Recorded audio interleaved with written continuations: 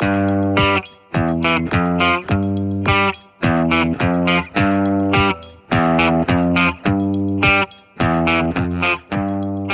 everyone. Welcome back. DBC Football Down by Contact Podcast, Episode 5, Mock Draft Live. Welcome back, everyone. We're glad you can join us today. Really excited. Got a lot going on. Today, as we said, is Mock Draft Live. Be sure to check out our website, www.dbcfootball.com. And you can follow all of our social media at DBC_football at Instagram, Twitter. You can also find us on YouTube. Don't have a URL on that one, but just search DBC_football. Pick DBC, not BBC. And you can, again, get us on iTunes and Stitcher, any Android podcatcher that you have. Anywhere fine podcasts can be found. Absolutely. We are big things. YouTube channel live. We're really excited about it. Find us. So, as always, joined by Tom. Tom, how you feeling? I'm fantastic. All right, and you already heard from Bill. Bill, welcome back. Greetings and salutations. All right. So, as we typically do, we're going to run through the happenings around the NFL in our first segment here. First up on the docket, Adrian Peterson nearing a deal with the New Orleans Saints, rumored at $3 million plus for 1 year. Tom, what do you think about that deal? I feel like it's not really a big need. They have Mark Ingram, who's kind of that power back. I mean, I feel like it's more name value right now than anything else. Do you think it maybe displaces the loss of Tim Hightower, who joined the 49ers? Not really, because Hightower could also help in the passing game a little bit, and Peterson's not really strong in the passing game. He's very much a two-down player. Yep. Do you think, Bill, Adrian Peterson has a chance to start over Mark Ingram? It's a possibility. I don't know. I imagine they're going to go with Mark Ingram. Just there's no reason to rock that boat, though. It's a low risk at $3 million and a potential huge upside because it's Adrian Peterson. He can be really explosive still, but probably in short bursts. Yeah. Again, we always circle back to Father Time being undefeated. So we'll see what happens. A couple other things going on here. As it seems like it is every single year around draft time, we have players either failing drug tests or having diluted samples, which basically just means there's traces of something, but not enough to prove beyond a shadow of a doubt that it's definitely there. So kids being kids, even tempted with millions of dollars. Yeah. So a lot of money on the line. So Jabril Peppers came out, diluted sample. Same with Reuben Foster. Now Reuben Foster also had the angry episode at the combine where he had to be sent home. Yeah, and but the funny thing is it doesn't look like Reuben Foster is really shooting down any draft boards. It looks like he's still in that 10 to 15 range with almost every single mock draft you look at around the NFL. Why do you think that is, Tom? I mean, look at one team. I'm pretty sure number 9, the Bengals. I mean, they're used to taking players with some issues, and a lot of teams have mocked him to the Bengals. And I mean, it's a good fit. Yeah, I think Marvin Lewis has really created a nice culture in Cincinnati where he can kind of take in some guys who have done some questionable things or maybe have a little bit of an emotional outburst or play with too much heart on their sleeves. And he kind of really turns them around and gets them in shape being bright young men. So doesn't always translate well on the field, but hey. Yeah. Sometimes you still end up with Adam Jones or Vontaze Burfict. Yeah, definitely Vontaze. Yeah, so we'll see what happens. A lot of guys really still predicting Reuben Foster. On the flip side of that, you have a guy like Jabril Peppers, who by all accounts is just a stand-up guy, and he was actually a lot of fun to watch at the combine. High-energy guy. He's really an interesting player. He plays running back, he plays corner, he plays safety, he plays in the slot. He does a lot of things very good. Maybe not exceptional to any of these. He's most often linked to playing safety in the NFL, and that's what pretty much everyone's ranking him as. Do you think this knocks him out of the first-round conversation? Not necessarily, but I feel like it does have a bigger effect on him than on Foster. It's just because he has a such wider range of where he's projected to go compared to Foster. And obviously because, like you were saying, he doesn't really have a select position. So it might, scare teams away a little bit. Yeah. I mean, it's a tough call. I know if I was ever lucky enough to be in the position to be a general manager, give me a guy with any type of concern or question, I'm playing safe. I'm not tempting it. Look at Randy Gregory with the Cowboys. What do you think of that, Tom? Your war daddy's not doing so good. The ugly baby. The ugly baby.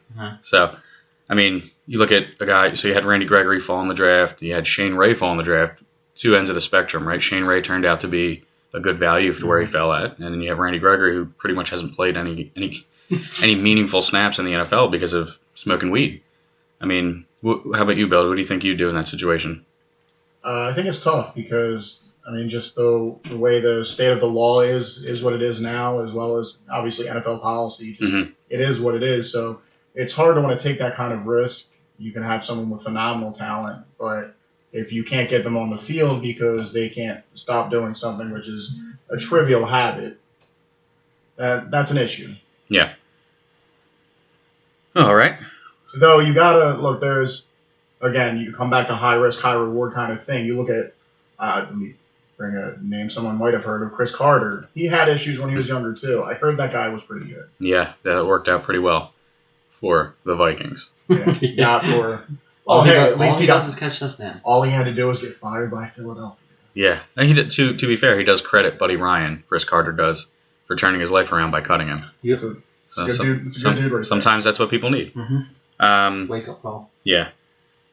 In other news, the Bills decided not to match the Patriots' offer for Mike Gillislee, further strengthening the New England money machine Patriots that does nothing but churn out championships.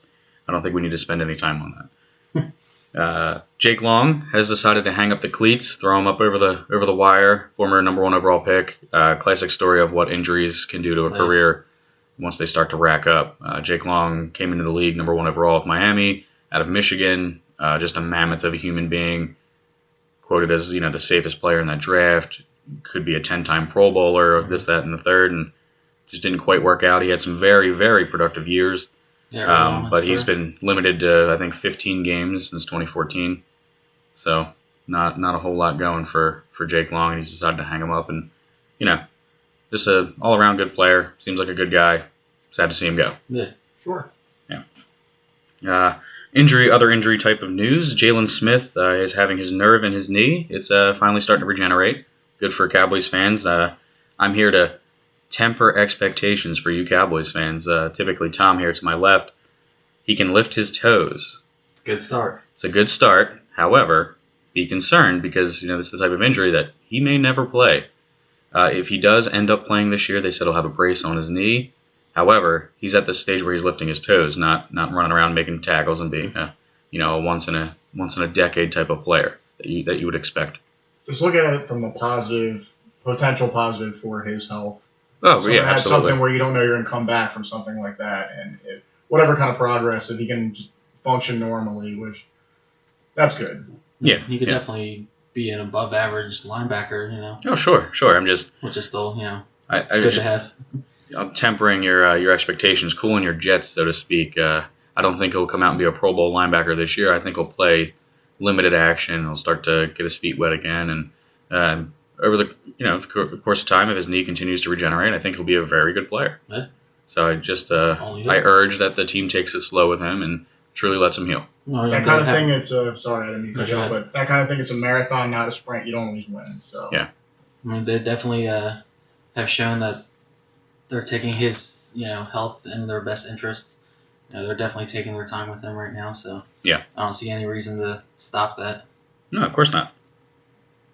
All right. Other news around the league. Trumaine Johnson, Malcolm Butler, Richard Sherman, what do they all have in common? They're all staying put. They're all staying put, not a trade to be seen. We talked about it in episode 4 last week. So deep at corner in the draft. Mm-hmm. These teams have no leverage to move these guys. They all want high prices. Trumaine Johnson probably being the cheapest of the 3. Mm-hmm. 27 years old, coming off an okay year, already on the franchise tag last year. LA thought that if they franchised Trumaine Johnson instead of Janoris Jenkins, they'd be able to work out a long-term deal. Not really looking like it's going to happen. We'll see what happens with him in Wade Phillips' new system, new to LA anyway. Malcolm Butler reportedly asking prices too high. Really, the only taker right now is the Saints, and it looks like they're just going to go ahead and move forward with drafting players. Yeah. Richard Sherman, again, same kind of situation, asking prices too high.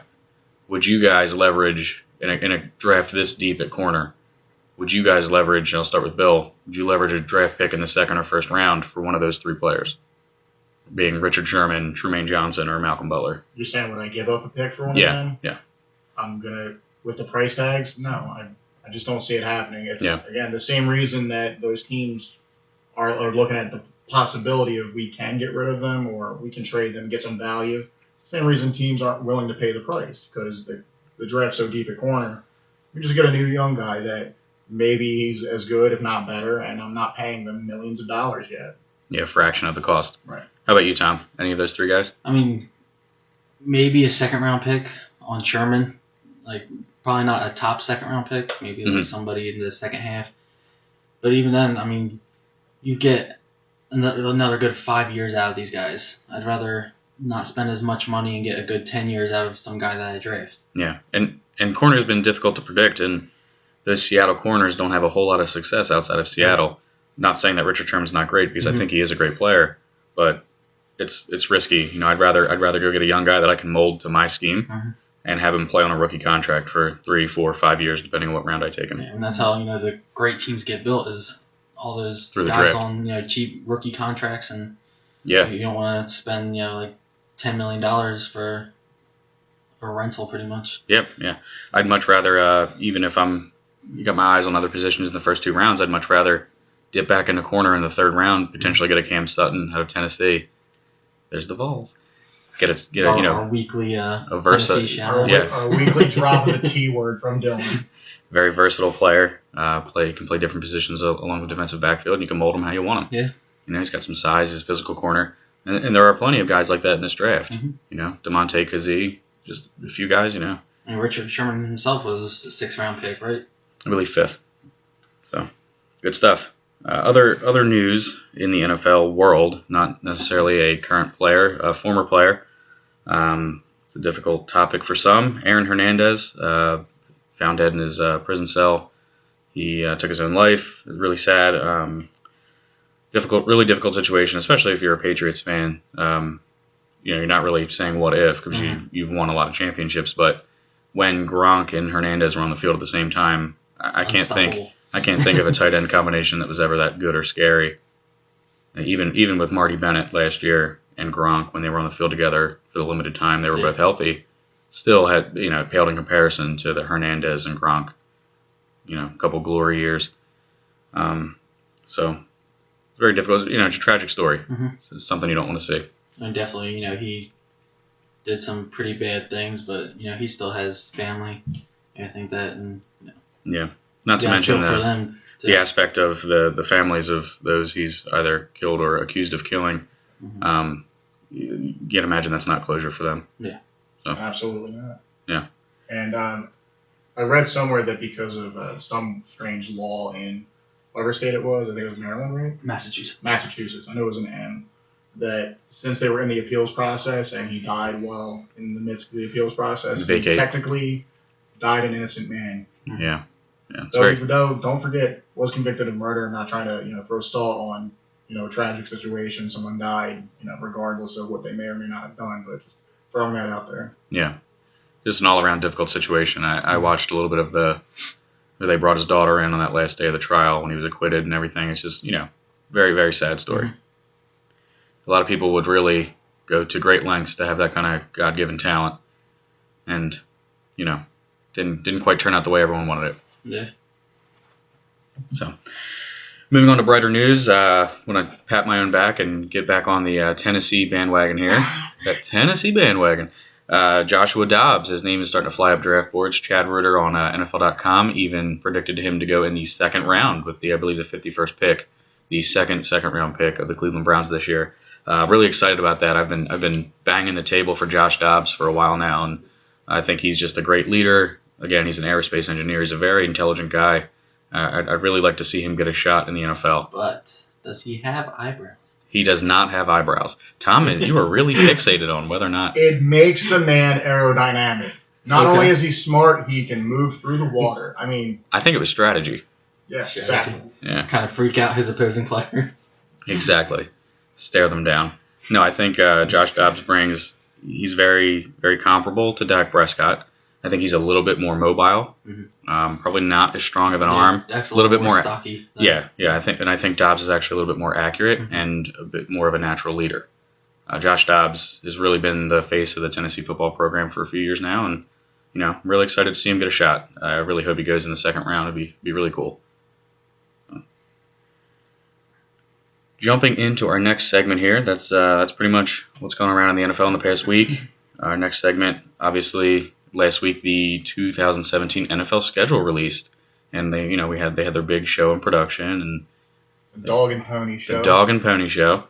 And I'm going to turn it over to Tom. Tom, why don't you run through what you think will be the best of the 2017 schedule, and maybe explain a little bit about what your qualifications were. So, I have 6 games that coming up this season that kind of catch my eye. I try to stay away from those cliche games. Like, obviously, people want to see Patriots versus Steelers, Packers, Seahawks. Yeah, the revenge game for Eddie Lacy. Yeah, I try to stay away from those a little bit. So I started off, obviously, the first game of the season because, football's back. Mm-hmm. Chiefs at Patriots. Not to mention, it also has potential to be a future AFC championship game. So. Yeah, the Chiefs have been in 2 of the more entertaining playoff games in the past 2 years. Yeah. The Steelers-Chiefs game last year was a crazy game, and it was a lot of fun to watch. And the Chiefs-Patriots the year before went down to the wire. So, I mean, I'm all about the Chiefs and Big Red, Big Andy Reid, and obviously the Patriots are just a money machine. Yeah, they're definitely 2 of the better teams in the league. So Gronk versus Baby Gronk. Now, I also have another Week 1 game, and it's the Saints at the Vikings. Now, this is all based on if Peterson actually signs with the Saints. Because since the game's in Minnesota, it'd be Peterson's return to Minnesota first week of the season, so that'd be kind of cool to watch. He spent, 9-10 years there? So Yeah, just about a decade. yeah. Now, this one is a little iffy. People might not really agree. But Week 5, I got the Jets at the Browns. And they're 2 of the, not so great teams in the league. But the loser of this game could potentially lock up that number 1 overall pick. Yeah, I see where you're going with that. That's interesting. It's like the old suck for luck campaign. Yeah. I mean, it's, all for Sam Darnold. Sam Darnold, USC quarterback, early projection to be the number 1 overall pick next year if he comes out. Yeah. And, a lot of times we see those, not so great teams put points up on the board. Yeah, I got to jump in here and just say I watched the bowl game between USC and Penn State, the Rose Bowl, and man, Sam Darnold looked like the real deal. Yeah. So if you're getting the number 1 overall pick next year and he comes out, I know it's really early and there's a lot of college football to be played next year, but Sam Darnold, he was cool under pressure, didn't break a sweat, man. Yeah, he was a lot of fun to watch. I mean, obviously, former USC quarterback, Matt Barkley, he was projected to be the first, overall pick, and then the season happened, and right, exactly. He decided to stay for his senior year and dropped all the way to the 4th round to the Philadelphia Eagles. Yep. Now I got Week 7, Falcons at Patriots, obviously Super Bowl rematch. See if the Falcons can get a lead and actually hold it this time. But who knows? It should be a good game, hopefully. Man, there's a lot of salt on the table right now. And then, rubbing it in. Man. Hey, you gotta do what you gotta do. Week 14, I got the Eagles at the Rams. It's your first ever Goff versus Wentz matchup. The number 1 and number 2 pick. Hopefully, Goff isn't terrible this year. The jury is still very much out. I mean, he doesn't have the very mediocre Jeff Fisher as his head coach anymore, so that's a good start. I gotta say, the Bucks were announced for Hard Knocks this season. Yes. I watched last year's Hard Knocks on HBO. The Los Angeles Rams returned to LA, and Jared Goff seems like a good guy, but man, was he boring. He was boring on there. I could see that, just by his demeanor. Absolutely. You can't leave out the most important thing about that Rams game, and Dylan knows what I'm going to say. We get to see Connor Barwin, man. I think that's what everybody cares about. Exactly. We love Connor here. It's sad that they cut him, but it's understandable business decision. I'll still rock the man's jersey. He's great dude. One of my favorite players when he was on the team. Absolutely. I started a little bit too late where I am currently employed. He actually came in, and there's pictures of him around the office where I work. So if only. If only. It'll be nice. It'll be nice. That game, I believe, is in L.A.? Yes. Okay. So, but yeah, I like where you're going with that, though. Wentz versus Goff, first ever, could potentially be a Brady v. Manning, or maybe, like a Wentz is Brady and Goff is John Kitna. Be like, what happened 2 years ago, the first game of the season, Mariota versus Winston, and the Titans completely blew out Tampa Bay. So Yeah. not necessarily saying it's going to be a great game, but it's your first. It could be Goff monumental, Wentz, depending on how Goff and Wentz both shape out. Yeah. Now the last game I have, it's kind of big for us here. Cowboys at Eagles. New Year's Eve. Week 17. This game could potentially see who wins the NFC East. Both teams are. I think the Eagles will have a 2-game lead going into that week. Don't be too cocky. That never. He's right. That never works. He's right. It could be 3. That's right. Yeah, giving the Cowboys too much credit. Yeah. But, You're too generous. They're definitely two young, up and coming teams that look to be could be duking it out for the next 10 years. Yeah, I think you're overselling Dak, but it's all good. It's all good, buddy. No, I think I like all those games. They're a little bit outside the box, and I especially like that Goff Wentz potential there. I'm not sold on Jared Goff, but hey, you know what? They're starting to surround him with some better players. Yeah. He upgraded the O-line. He won't be running around for his life, and Will Hayes is gone, so everybody on the team believes in dinosaurs now. You got to have the people around the quarterback. There is a catch to that pass catch equation. Just putting it out there. Yeah. I mean, Tavon Austin's definitely not your.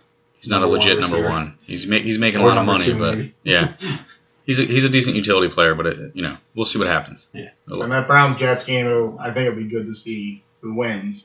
It matters, but I don't know that I'd actually want to watch it. Yeah. I can appreciate why you would want to. Absolutely.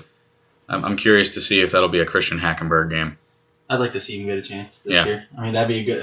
The former second-round pick. It could be fun on just a pure incompetence level. You know what I mean? those kinds of games are, in fact. I have high hopes for the Cleveland Browns this year, and by high hopes I mean 6 or 7 wins. I think they're going to be a little bit better than people give them credit for. They were super competitive with a barren wasteland of players last year, and they're only getting better. So I actually like Cleveland to get 6 or 7. My way too early prediction. I like Cleveland to get 6 or 7 wins. My way too early prediction: Cowboys win the Super Bowl. There you go. Heard it here first. Way too early prediction. Prescott blows his knee out. Tony Romo comes back in. And they win the Super Bowl. Loses his, 5th playoff game? 7th. Yeah. 2-4, I believe. No, I meant however many. How many losses? How many he would have lost. That would be his 5th. Yeah, he's 2-4. All right. But they'd be going to the playoffs, though. That's true. There you go. They'll beat the Eagles week 17 to get in. There you go. All right, moving on. Reel it in. AFC Perfect Pairs. We talked about it last week. We'll have those live up on the website. Be sure to check them out, www.dbcfootball.com. Check out our blog. Our podcasts are on there, and are also links to subscribe on iTunes and Stitcher. So, what do we have coming up this week? We have the NFL Draft. We're super excited. It's in Philly. It's taking too long. The Fan Mobile Pass app is out there now. You can download it, check it out, see all the things that there are to do up in Philly. I highly recommend making the trek if you're local to the Northeast. This is the most people that will have ever attended an NFL draft. It's all outdoors. Everything's interactive and set up for the fans. There will be players walking around, things to do, just a lot of good fun. And I think we'll get a good representation of all 32 teams here. So I'm really looking forward to it. I know we plan on being there. It's going to be a lot of fun. There's some other friends going and things like that. We'll be sure to take a lot of pictures, post them on the website and some video, get it all on our social media. So be sure to check it out. But with saying that, but like I said, with the draft coming up, we thought we could use the rest of this episode to get into a live mock draft. So it's really exciting. What's going to happen here is I'll play GM for half the league. You'll play GM for half the league, Tom. And we have our commissioner over there, and Bill. And he will read off the teams. I will be drafting for all even picks, so 2, 4, 6, 8, etc. And Tom will be drafting for the odd pick teams. So he'll get to start off with the number 1 overall pick with the Cleveland Browns. And we'll bounce back and forth, maybe say a couple things about the player, go from there. So if our commissioner wants to get us kicked off and open the NFL draft. All right, so here we go, the 2017 NFL draft with the first pick. The Cleveland Browns. Despite speculation of them taking quarterback, Myles Garrett's too good to pass up. He's the best player. They need to take him number 1. Yeah, I don't think anyone in the world disagrees with you, except for maybe Jimmy Haslam, the owner of the Browns, and maybe Sashi Brown. But if it's not Myles Garrett, that's just so Cleveland. Yeah. I remember back when Cleveland reopened the franchise in '99 before they drafted Tim Couch number 1 overall. Mm-hmm. I remember Drew Carey at the 50-yard line screaming, "No one can ever make fun of you again," to the Cleveland faithful. It's just, it's been a roller coaster. That's great coming from Drew Carey. Hey, he's a funny guy. He knows funny when he sees it. Yeah, apparently. So moving on. Yes, sir. So with from Chip Kelly and he's not there anymore. Sorry, the San Francisco 49ers. The second overall pick, the San Francisco 49ers select Mitchell Trubisky, quarterback, North Carolina. I think that it's just going to happen. It's going to be one of those things. A lot of people are against it, including myself. But I think John Lynch and the boys, they saddle up and they take themselves a quarterback. I mean, their whole S show, we'll call it, at the quarterback with Kaepernick just not keeping up that level of production that he had since making it to the Super Bowl. Yeah. I could see it happening. I don't think it's the best move. They just really need to start with they need to get their foundation going first. Yeah, they brought in the Bears quarterback room from a year ago. Literally, minus they signed Jay Cutler. Yeah, minus Jay Cutler. They signed Brian Hoyer. They signed Matt Barkley, and they let Kaepernick go. They let Blaine Gabbert go, and I mean that's not a quarterback room. No. I like Brian Hoyer a lot, but he's not the long-term answer by any stretch of the imagination. He definitely can win games, but it seems like anytime he's pushed into that starter role, he gets hurt. Yeah. And Barkley's no good. Small hands, weak arm. Yep. We've heard it all. Yeah. We've said it all. So we moving on? Yep. Speaking of the Chicago Bears. Well, I have them taking safety Jamal Adams out of LSU. Good pick. I feel like they have some talent in their front seven, but they're definitely lacking in that secondary. I just feel like he's a true leader, and definitely hold down the back end of that defense. No argument here. All right, and with the number 4 pick, the Jacksonville Jaguars. The Jacksonville Jaguars select running back Leonard Fournette, Louisiana State University.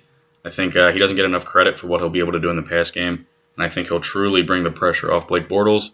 Bortles will get back to slinging the ball to the Allen brothers and Keasley. So yeah, I mean he's definitely not a natural pass catcher, but he's still capable of doing it. Yeah, he wasn't given much opportunity. Mm-hmm. And at number 5, what you would think would be Dylan's favorite team, based on how much he says the state, the Tennessee Titans. Now I have them taking, it's a little bit of a reach, but Mike Williams. They need a receiver, a true number 1, and they don't want to risk not getting one at number 18.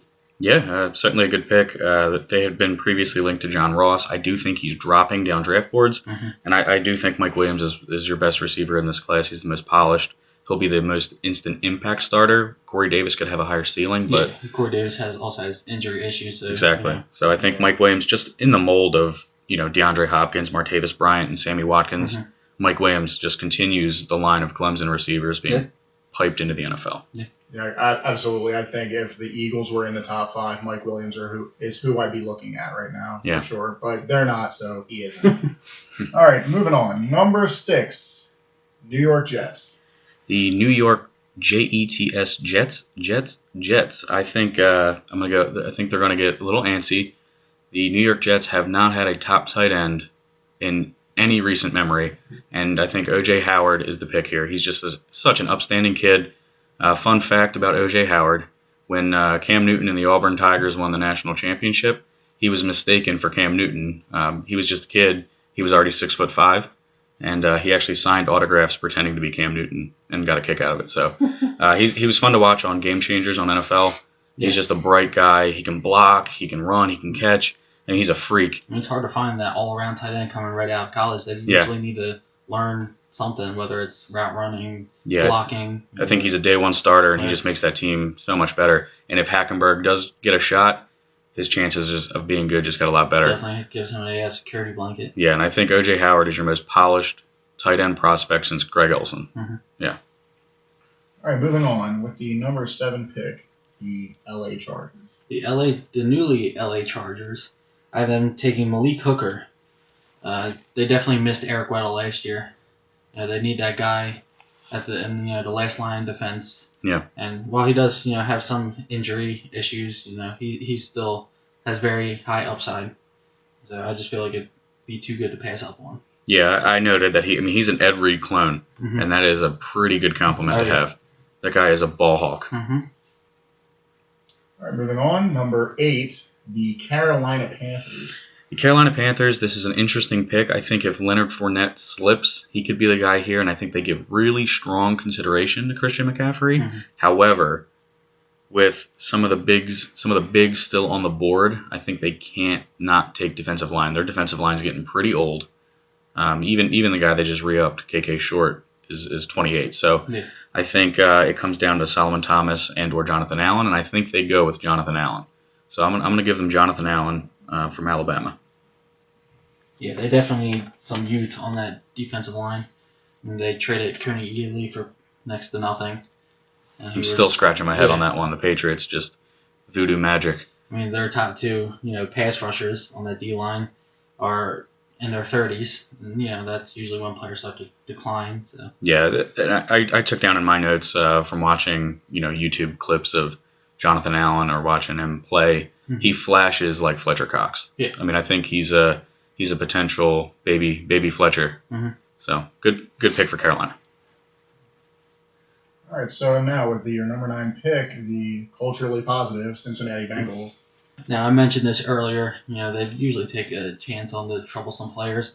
So why not give them Reuben Foster? Yeah. I mean, they could definitely use another linebacker. Who knows if, Vontaze Burfict's really going to last there much longer. Mm-hmm. I'm sure they're getting a little tired of his on-the-field antics. Yeah, he's on thin ice, I'm sure. I mean, it's probably not the best idea to replace one troublesome player with another one, but, it's one of those things, like, he could change it around, You got one end of the spectrum and another end. Yeah, the thing that stands out to me when I watched Alabama games or when I go back and watch the tape of, what Reuben Foster was able to do. I mean, he is a thumper. Mm-hmm. I mean, he's in the backfield. He's making hits. I remember watching him make a hit on Alvin Kamara in the Tennessee game this past year, and, man, I thought he took his head off. Like, he's Reuben Foster is loves contact. Absolutely. He's not going to shy away from it. He's a generally pretty healthy guy, and, more power to Cincinnati if they can get the most out of him. It'll be all about coaxing out that potential and burying the anger under the surface. Yeah. Channeling it in a positive way. Get him to yell at players on the field and not medical people. There you go. There we are, yeah. Okay, with your number 10 pick, the Buffalo Bills. So I really think that the Buffalo Bills are going to be hoping and praying that Mike Williams falls to them here. And in looking back at all their pre-draft visits, it's been mostly quarterbacks and it's been mostly wide receivers. Mm-hmm. But I don't think that at this point of the draft, if he's still there, I don't think Buffalo will pass on Solomon Thomas. So I'm going to give Buffalo Solomon Thomas out of Stanford. He's probably your safest player in the draft, and you can never have too many good defensive linemen. Yeah. All right, good. So now with your number 11 pick, the New Orleans Saints.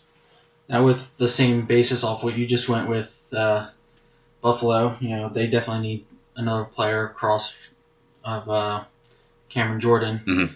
And I'm going to go Derek Barnett. He's arguably the best pure pass rusher. Tennessee, yeah, we all know. But, I mean, they definitely need – they have 3 very good quarterbacks in their division. They need to – if they want to stop them, they got to put pressure on them. The fun fact about Derek Barnett, and I actually included this in one of my mock drafts on www.dbcfootball.com, is that Derek Barnett actually broke Reggie White's sack records at the University of Tennessee. I mean, that's pretty good company to be in. Very good company. To overtake not only being the company. Yeah. There you have that. So, your number 12, the Cleveland Football Browns. I think at this point, Cleveland is heartbroken that the Jets got O.J. Howard because I really think that Cleveland would love to get O.J. Howard, but I don't think he's going to make it to 12, even if he gets past 6. Mm-hmm. So, Cleveland starts looking around. Okay, we've got my pass rusher. What do I do? They could use a corner, maybe.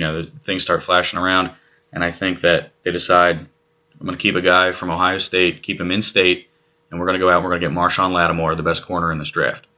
I think he may have, some hamstring concerns. He's had quite a few hamstring injuries, and they usually do translate to the NFL. Mm-hmm. But he's too good of a freak athlete to not. I mean, he can. It almost seems like sometimes he's just toying with receivers. And even number 12 is kind of a drop for him. Absolutely. Like even with those injury concerns. Yeah, a 6-foot corner who can run with anybody. Mm-hmm. So not a bad player. Yeah. All right, moving along. Here we go. Number 13, the Arizona Cardinals. Now, they need to think about their future at quarterback. Their Carson Palmer, has been flirting with retirement recently. and they like strong arm quarterbacks. So I'll set them up with Deshaun Kaiser. DeShone Kizer. Wow. Okay. I feel like he could potentially be the best quarterback in this draft. He definitely needs a little bit of polishing. Would definitely help sitting behind Palmer for a year or two. Mm-hmm. But I feel like he would fit that down the field passing attack that Bruce Arians likes. Yeah. I honestly think Arizona is the toughest team to predict in this draft. Yeah. I think they have. I think they want to strongly consider a quarterback. I think they really want to consider a wide receiver, and I think they really want to consider another corner. Yeah. DeShone Kizer, I have ranked as my 5th best quarterback. I certainly have concerns about his maturity. Mm-hmm. Some of the outlandish things that he said. He's agreed with some negative criticism about himself, and I don't know. I'm not quite sold on DeShone Kizer. I mean, he's Cam Newton and Tom Brady put together. According to him. Per his words. According to him. And what else is important besides his own words? This little thing called the game tape. So, I mean, yeah, they had a pre-draft visit with DeShone Kizer. It's all about pick your poison. Yeah, I'm certainly no expert. It's all who they fall in love with, pretty much. Yeah. All right, then. So, at number 14, your soon-to-be 19-0 Philadelphia Eagles. Fly, Eagles, fly. There's my beautiful singing voice, just for all the listeners. Fantastic. Yeah, I'm probably gonna win a Grammy for that. Johnny Cash. Well, if we can release it as a single, man. There we go. I honestly think that Howie Roseman loves the headlines, and he can't resist getting a player of a certain type of caliber or of a bloodline or something like that. That being said, we really need here in Philadelphia someone to take some pressure off Carson Wentz. We went out, we signed a couple of guys. We got Alshon Jeffrey, we got Torrey Smith, for whatever that's worth. Both seem to be one-year rentals. But Alshon Jeffrey could prove to be the guy. He could prove me wrong. I'm not a big fan of the signing. I'll continue to say that until I'm blue in the face. I think potential upside. Until he Upside's proves huge, wrong. but yeah, could be lots of. Well, 1 year. right. We'll find out. Yeah. So I think Howie decides to hand in that draft card, and you'll hear the commissioner say, with the 14th pick in the 2017 NFL Draft, the Philadelphia Eagles select Christian McCaffrey, running back, Stanford. Run CMC. Run CMC, the best nickname since Darren McFadden.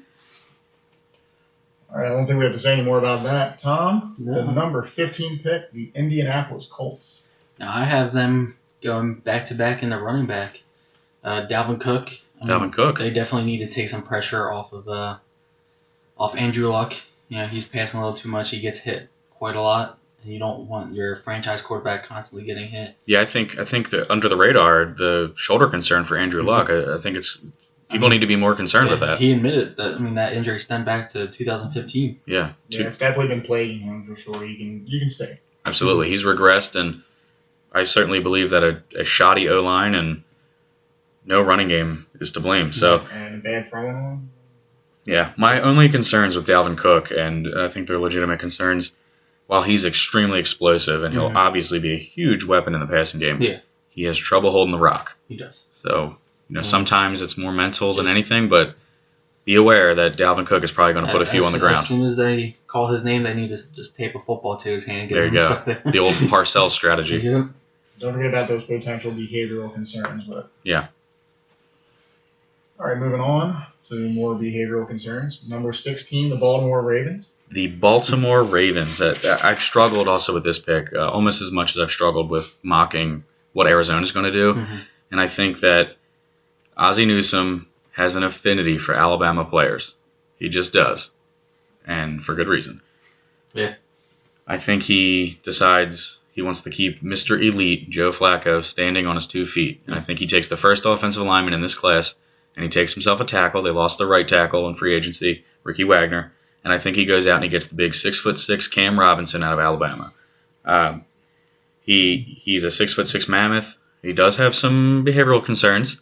He was arrested for marijuana, and there was a stolen gun. Not really quite sure whose it was, but so there are certainly some risk there. But I think that Cam Robinson, first offensive lineman off the board in this draft. It's crazy to see. We're halfway through the draft, and it's the first O-lineman. I think that really stems from the 2013 draft where you had the Chiefs and the Jaguars reach on guys at 1 and 2 in Luke Jokel and Eric Fisher. Made fun of Travis Frederick He ends up being the best lineman from the boy. first round. I think we can. To be- I to think be we can fair- go to the next pick now. To be fair, I was not a fan of the pick at the time either. So Yeah, so as far as the pot and the gun kind of thing, just throwing it out there, Josh Huff isn't even looking at jail time anymore. So, Yeah. if someone in that position, they're lucky and they can manage to keep their nose clean from that point moving forward. It's, having someone that size. I wouldn't sneeze on it, just saying. All right, now, number 17, the Washington Redskins. now this is kind of a tough pick as well. They have a bunch of holes on defense. They lost quite a bit of talent in their receiving core. So I'm going to stick with that. I'm going to give them John Ross. A lot of Really? teams are kind of knocking him off their board, but he can fill that Deshaun Jackson role almost perfectly, if not better. Yeah. He's actually. I think he's a better character guy than Deshaun. I'm just concerned with the injuries, and he's got a small frame. Those little guys don't do too well in the league. Sure. They also invested a high pick in Josh Doxson just a year ago. Mhm. He didn't quite pan out last year, but a lot of rookie receivers struggle. I think that something like 9 teams have confirmed they've removed Ross from the draft board. It's a legitimate concern, Mhm. but he's a freak. I mean, the guy ran the fastest 40-yard dash ever. I mean, that's kind of what you want. You want teams to kind of take them off the draft board, so you got guys that fall to you that otherwise would probably go higher. Yeah. All right, moving along with their second pick of the first round. At number 18, we have the Tennessee Titans. So the Tennessee football program of the National Football League, Tom, you gave them Mike Williams with a 5th pick. I did. I think in this first round, some way, shape, or another, I think this number 18 pick is for sale. I think they are begging someone to come up and get it because they don't have a second-round pick this year. Yeah. So I think that if somebody like the Chiefs or somebody wants to move up and get a quarterback, I think the number 18 pick is the first one that's really for sale for an affordable price. Mhm. I think it would just cost you your first-rounder and a 2. Yeah. So swap first-rounders and a second-round pick. So, however, they do stand pat and they get Mike Williams with the 5th. I think they go corner. And I think it really just becomes about what flavor corner do they like the best. Yeah, still a couple on the board. My highest rated corner on the board is Garyon Conley. He is a more consistent starter than Marshawn Lattimore, however, not as big of an athlete. 6 foot tall. He's a press corner, and I think he'll have a better pro career than college career. Yeah. All right, at number 19, the Tampa Bay Buccaneers. Now this kind of tough after they could definitely use a running back, but really the only ones that are worth a first round pick are gone. So, I mean, you could really shore up that defensive line. Gerald McCoy, definitely, he said he needs, he wants to be better, but he needs help. Yeah. So I'm going to give them Tack McKinley Okay. to try to, give them a little, pressure off the edge. Yeah. Just, get to that quarterback, because like I said, same thing as the Saints. They also have 3 good quarterbacks to face in their division. They need to knock them around a little bit. You're not stumping for Dak Attack? Nah. Yeah, I think Tack McKinley, he's a very raw player. He definitely needs some time to grow and develop, and depending on how the Bucs plan to use him, if they do in fact draft him, he's going to have to throw some meat on those bones. Yeah. He's a really lean guy. I mean, he definitely has an and upside, but yeah, he has to work at it a little absolutely. bit. So I think Tack McKinley could be a really good player, and obviously he would be on the edge in Tampa. Yeah.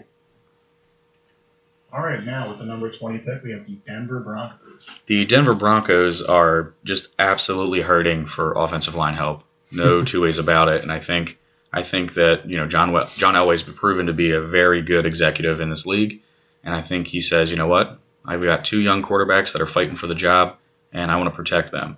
So I think he goes out and actually gets the best offensive lineman in this draft this year, albeit I don't think he'll be the first one taken. But I think he goes out and he gets offensive guard Forrest Lamp from Western Kentucky. He has extremely quick feet, and he's really versatile. So I think it's a good pick for the Broncos. Yeah. Like it. All right. Now at number 21, the Detroit Lions. Now, I've been drafting them to take a corner for a while, but I think I'm going to switch it up a little bit. I'm going to give them Hassan Reddick. I mean, they definitely need to shore up that front 7 a little bit. Levy just retired. So, they need some help there. Yeah, Hassan Reddick is just one of my favorite players coming out of this draft. And, Temple football player, so he's a local guy. and he's played so many different positions since high school: running back, safety, defensive end, linebacker. He's done it all. He's extremely versatile, extremely bright. He had a minor blip in college, an assault in Philly with Deion Dawkins, actually. Probably second two of them. prospect. All charges have been dropped, but Hassan Reddick is just absolutely, from a talent and a freak athleticism standpoint, just one of my favorite players in this draft. He's coming off a 10.5 sack season last year. I think he only gets better, and he's been long linked to the Detroit Lions. Yeah, I think they really like him. Yeah, look at Ziggy Ansah. I mean, he was nothing but raw talent coming out. Yeah. They took a flyer on him, and they ended up reaping the rewards of that. Yeah, whoever's getting Hassan Reddick is getting a guy with a high motor, extremely bright, extremely positive. I'm looking forward to seeing him play in the NFL. Can we say versatile? Yeah. Couple times. Once or twice. All right, now with the number 22 pick, the Miami Dolphins. Yeah, the Miami Dolphins are another team that I kind of struggle. What are they going to do? Do they go out and get an edge rusher to truly replace Olivier Vernon, who left to the Giants? Do they shore up the O-line? It's a little bit of a weak offensive line class. Do they go linebacker? Do they corner? There's just a lot of ways they can go. I think at this point in the draft, with who's left, I actually think they're going to go corner. In this situation, I'm going to give them Tre'Davious White, 5'11" corner out of LSU. He's not a very physical guy, but I think you look at how they got scorched by Antonio Brown in that playoff game. They want a guy who can run with some speedy receivers. And I think Trey White's the guy. Yeah, definitely. All right, very good. Moving back into the NFC East with the New York Giants. I have the New York Giants taking Ryan Ramczyk. Eric Flowers has not panned out whatsoever. Can I call you with a trade? No. Okay. But this is not real. they definitely have a lot of talent on offense, but at the end of Eli's career, they got to keep him up. Yeah. And the blind side is the most important protection on the whole line, and Eric Flowers just doesn't get it done. Yeah, he hasn't been that guy. It's a good way to lose your career. Ask Tony Romo. Yeah, I think this is another pick that is absolutely for sale. Mm-hmm. If we make it to 23 and certain quarterbacks are still on the board, I think teams strongly consider moving up and trading with the Giants. Yeah. All right, one I'm interested in at number 24, the Oakland Raiders. Yeah, I absolutely love this pick, and I think the guy that they covet is going to fall to them. I truly think this is who they're going to end up with in some way, shape, or form. I honestly, the more I watch this guy, the more excited I get. He's an old school type of player. He's a nose to the grindstone, ball hawk, always around the ball at Florida. Sounds like a Trenchman. Actually, linebacker, Florida, Jared Davis. He's fun to watch. He's an exceptional football player. I think he's a little bit underrated for all players considered in the first and second round. And I think Oakland pulls the trigger on Jared Davis. The Steelers actually, Ike Taylor let slip in their war room that they're strongly considering Jared Davis. Yeah. So I mean, he wasn't really heard about much about a month and a half ago, but he's definitely been rising up draft boards. Yeah, he's a lot of fun to watch. I can't stress that enough. Yeah. So Oakland would be getting a great player, and he'd help shore up the second level of that defense. I mean, you got Khalil Mack off the edge, and then Jared Davis in the middle. Hey, look out. Yeah. All right, at number 25, not getting Tony Romo in free agency, but Thursday night they will be picking the Houston Raiders. Houston Raiders? Texans, yeah, wherever they're from. But my horrible preamble. That was as you mentioned, they missed out on Tony Romo, but they definitely need a quarterback. Tom Savage isn't a full-time starter. Springfield, represent Delaware County, PA. So I have them going after who I think might be the best quarterback in this draft, and Patrick Mahomes. I love that pick. He has all the tools. I mean, most of his things are just mental errors. I mean, he's got the strong arm. He's mobile. He does make good plays, but at the same time, he has that gunslinger mentality. Yeah. I think Mayock put it best that sometimes he loses his accuracy by overcompensating his throws. Mm-hmm. I mean, he'll muscle them in there like you'd see Brett Favre used to do. And, hey, Brett threw some interceptions too. Yeah. Those gunslingers do that. I mean, watching Mahomes throw a 78-yard pass, it's ridiculous. The guy's a freak. Not many guys can do that. No. Give him a chance for a lot of Hail Marys at the end of games. Yeah. I feel like the Texans have definitely missed out on quarterback for a bit of time now. So hopefully if that is what they pick, hopefully it sticks for them. Give them their first true franchise quarterback. Yeah. David Carr, 02. Then your next best thing. Yeah, he got obliterated. Then your next best thing was Matt Schaub from Westchester, PA. Yeah. that name doesn't really scare anybody. All right, so at number 26, we have the Seattle Seahawks. At 26, the Seattle Seahawks, I think, they start looking at, who's out there, who's available. Mm-hmm. And I think just looking at who's left, they're going to want to take an offensive lineman. But there's a guy from Western Michigan that's still on the draft board that they probably love to have. Let's get Russell Wilson, a big body, to just box defenders out and catch touchdowns. Yeah. I think Seattle goes ahead and takes Corey Davis, wide receiver out of Western Michigan, probably the most physically dominating presence since Terrell Owens and or Anquan Bolden. And I think, ankle injury be darned. I think they get themselves a good player. Yeah, I mean, a lot of teams aren't really talking about Seahawks taking a receiver, but, I mean, they don't really have a true number one. And when have they ever had like a really great number one receiver? I mean, at least, ever. Yeah. Definitely not while Russell Wilson. That Steve Largent guy was pretty good. Yeah, back in the 80s. Jim Zorn to Largent. Right, but they definitely could I was a small child in the 80s, leave me alone. They could definitely use that red zone threat. Yeah. Yeah, they have Jimmy Graham. They would open things up for him. Mm-hmm. It would open up more for the running game. They can actually get Eddie Lacy, get him moving towards the donuts in the end zone. Be a good thing. All right, doing things a little different here, switching from odd and even because they're weirdos. At number 27, Kansas City Chiefs go. So at number 27, just so happened that in this draft, the guy that Andy Reid really wants fell to him. Obviously, for us here, it's knowledge, but I actually a former season ticket holder for a season of the Kansas City Chiefs. Mm-hmm. Followed Big Red out to Kansas City for all that great barbecue. Got a lot of love for the Chiefs. But I think that if you looked at one quarterback in this draft class who was a perfect fit for Andy Reid's system, it's Deshaun Watson. He's a pure leader. He's polished. He's accomplished. And he doesn't have to start right away. So I think that Andy Reid gets himself his future, locking him up there beyond the Alex Smith era. So I think Deshaun Watson, Clemson. Alex Smith, I think, has proven that he's just not the guy. Yeah, I mean, he can definitely win games, but he can't get you that big one. Yeah, I think he ends up there 1 year, 2 more max. Mm-hmm.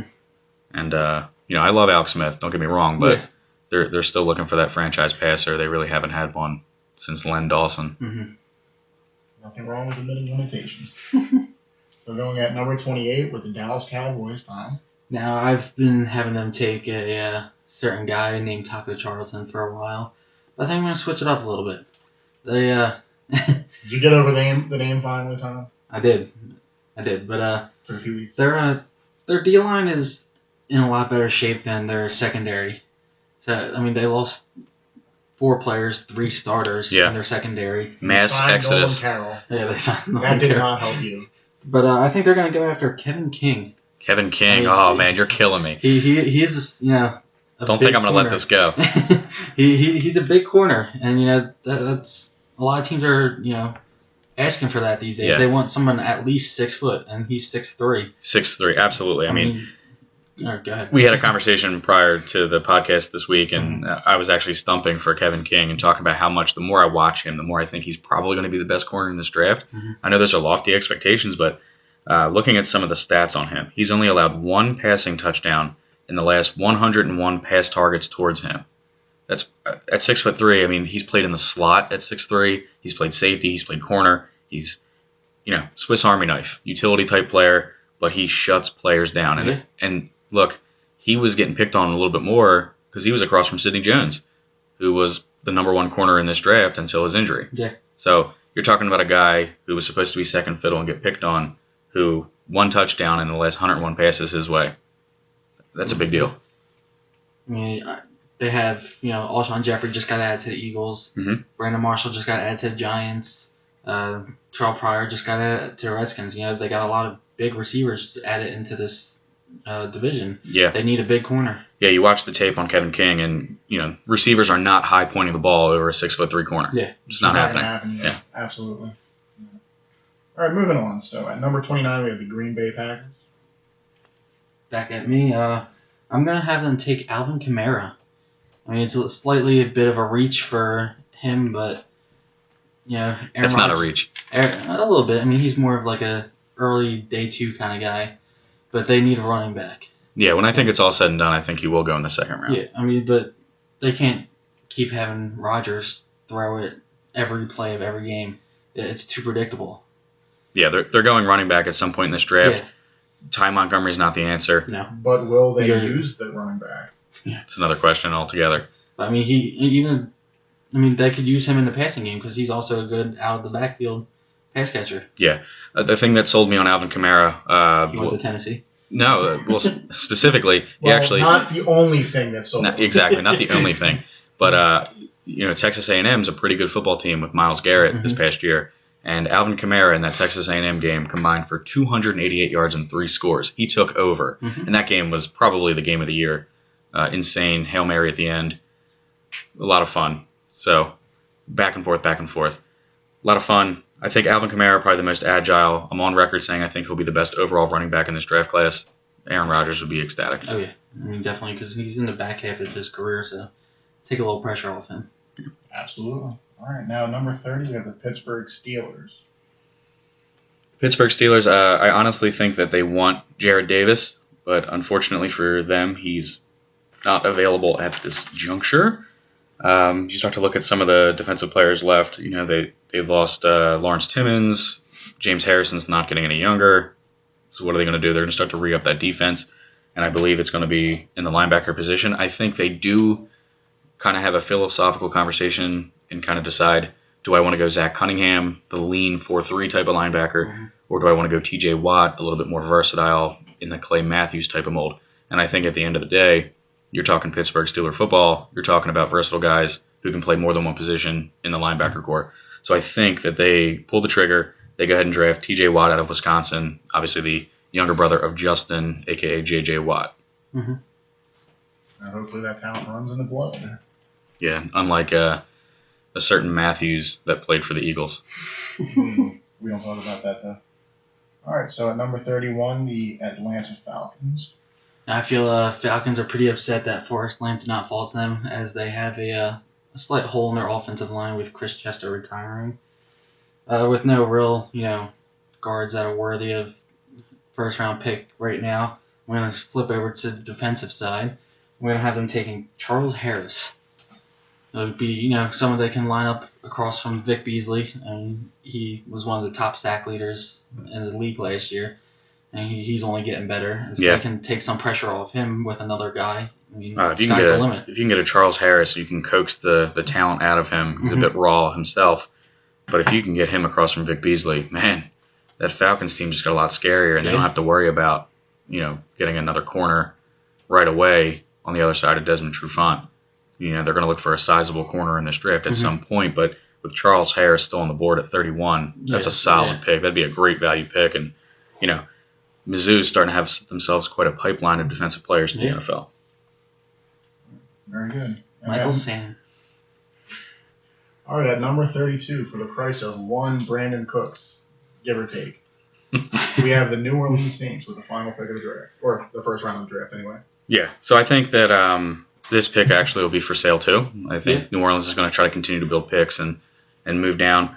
But I do think that it's really important for them, since they're not going to go Malcolm Butler, I think it's really important for them to try to get a corner in the first round or in the second round, in addition to a war daddy, as Jerry Jones would call him, a defensive end. And you give him Derek Barnett, the 11th pick. I love that pick. I think he's going to be probably the best pure pass rushing specialist in this class. But at corner, you look at what's left. You have Adoree Jackson and you have Marlon Humphrey as my two highest rated healthy corners. Yes. Personally, I'd give strong consideration to taking Sidney Jones with the 32nd pick. That may sound crazy, but I think the guy is just going to be phenomenal. Yeah, like we were talking about earlier, ACL injuries aren't that big of a thing anymore. Yeah. Most of the time, players come back from it. Most injuries, unless it's not nerve damage. Yeah. Medical advancements are a hell of a thing. They're a hell of a thing.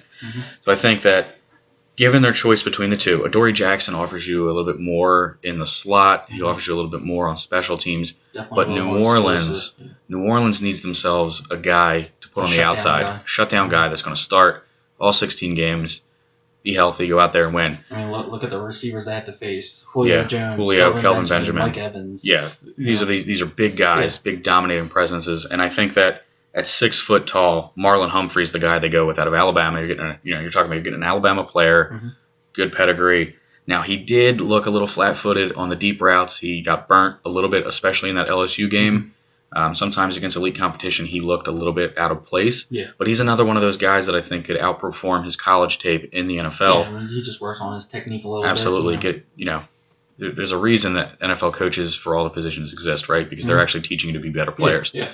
Specifically in the NFL. They get paid for a reason.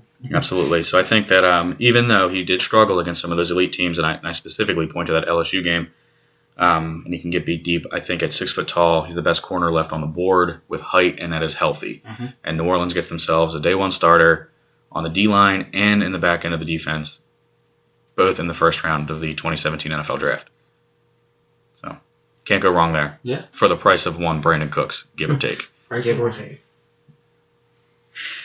So there you have it. There's our live mock draft. I think we did pretty good. We gave some teams some pretty good players. I think the Titans, the Saints, and the Browns got significantly better, all with 2 first-round picks in the first round. That would help. I'm expecting the emails and the phone calls from all of them thanking you. Exactly. So you may send your thank yous directly to me, to Tom, to Bill. We will take those in consideration. We'll take gifts, whatever you want to provide us. Just www.paypal/allthemoney. I don't know. I mean, if they want to draft us in the 7th round or something like that, more power to them. I'll pass on that. No, man, I'll take the minimum to ride the pine. I'm good with that. I'd be too competitive and I'd get killed. So Yeah. for whatever that's worth. No, that was fun. I think it's going to be really exciting. There's so many curveballs in this draft, and it's so deep at corner. This has been a fun draft to watch. It's always much more fun when the position players and the corners and the safeties are up to snuff. Because there's so many different directions teams can go. Defensive line, there are always going to be top prospects every year. But when the corner class and the wide receiver class and the safety class, when they're humming, man, it's a lot of fun. Yeah, for sure. I mean, it's definitely you definitely have teams that are locked in on particular players, obviously because of needs. But when you have someone takes just that one guy there's always just dominoes fall, man. You throws the whole thing off, and it's fun to see.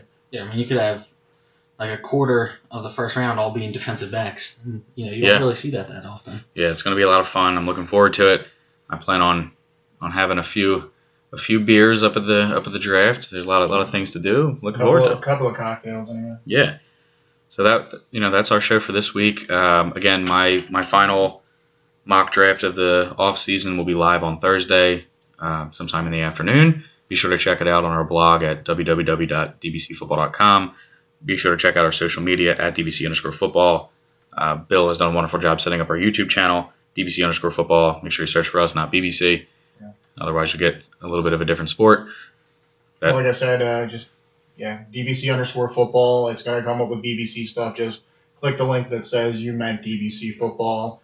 And at the end of every video, you'll see to the right of the screen should be a link to the playlist of the podcast and whatever the most recent video will be. And down at the bottom, there should be a link to subscribe to the channel and eventually a link to the website. But for now, that's what we got going, and I think it's going pretty good so far. Yeah.